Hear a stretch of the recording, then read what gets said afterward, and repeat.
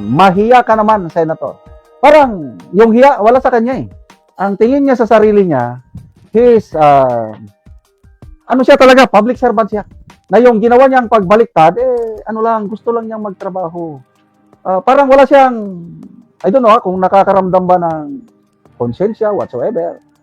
Basta sa ngayon, on the outside, okay na siya eh.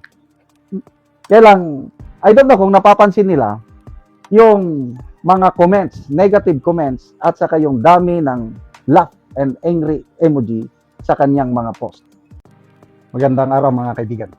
Bigyan natin ng reaksyon na opinion itong post ng Di Umano. Pahayag ito ni Senator Joel Villanueva tungkol sa flood control scam.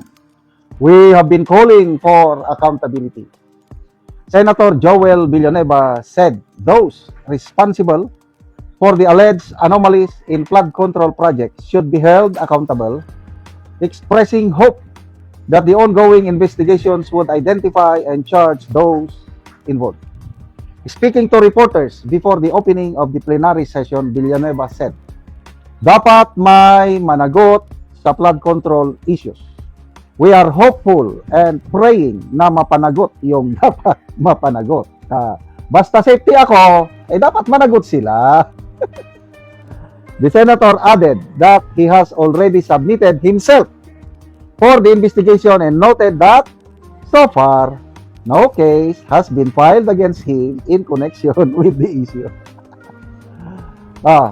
Ako napapansin ko, I hope napapansin nyo rin, napaka-sipag ni Senator Joel Villanueva na mag-post. Anything na ginagawa niya, post siya ng post. Kailan, sa lahat ng post niya, grabe ang tawa ng mga netizen sa kanya. Ako, nakasanayan ko na rin, basta may post siya, talagang tatargetin ko, tawanan ko siya para maidagdag ako sa napakaraming taong bayan. Halos 90% sa mga nagre-react, tinatawanan siya. Tingnan natin dito 8,900 ang nag-react.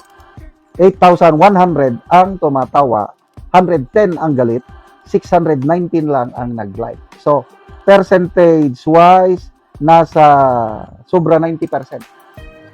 95% ang tumatawa sa kanya. Ganyan na kalala yung perception ng taong bayan kay Senator Joel Villanueva kung parang tinatadtad na siya sa mga naghalong pagkadismaya, galit, whatsoever. And then, magko-comment din ako palagi, sabi lang ko, shut up, Judas. Kailang yung Judas ko is W-H-O-D-O-S, yung God knows who does not pay. So, basa tayo sa mga comments. Praying? Storage, pahak nimo. This is the kind of politicians we have in the Philippines. Shrewd, protector of evil at Camelon. Mahiya ka naman, Senator. Parang yung hiya, wala sa kanya eh. Ang tingin niya sa sarili niya, he's, ano siya talaga, public servant siya. Na yung ginawa niyang pagbaliktad, ano lang, gusto lang niyang magtrabaho.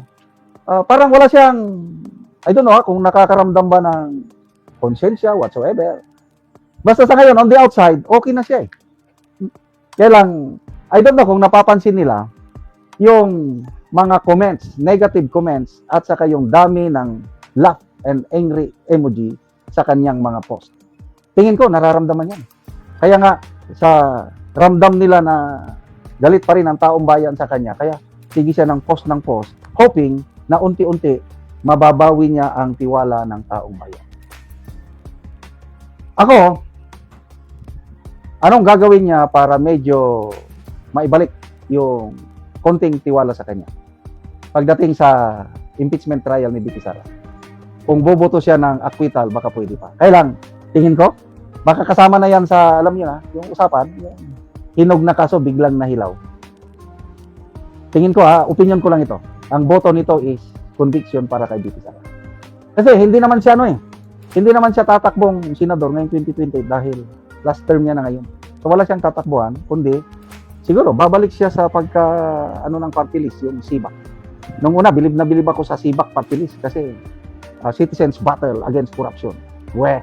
Ito ngayon na nalambigit o na may issue sa kanya, flood control, corruption. Tapos konting pressure lang, hindi niya ginaya si Jinggoy Estrada. Kaya ako ngayon, saludo ko kay Jinggoy Estrada at inaani na ni Senator Jinggoy yung kanyang prinsipyo. Kasi pumasok si Jinggoy sa Magic 12 sa survey ng Pulse Asia. Samantalang kapatid niya, si JB Ercito, wala, bagsak sa winning circle. Kaya kung ano ang iyong itinanim, aanihin mo yan. Lalo na sa mata ng Diyos. Pwede kayong mag-deny, pwedeng walang ebidensya laban sa inyo, walang kaso, pwede. Pwede nyo matakasan ang korte ng tao. Kaya lang ang korte ng Diyos, nakikita lahat ng Diyos yung ginagawa nitong mga public officials natin na nagnanakaw sa ating pera. So, kung hindi man natin makamit ang hustisya sa ngayon, hopefully sa 2028, pag-upo ni VP Sara, kung hindi pa rin, dahil kulang ang ebidensya, siguradong papanagutin sila ng God of Justice.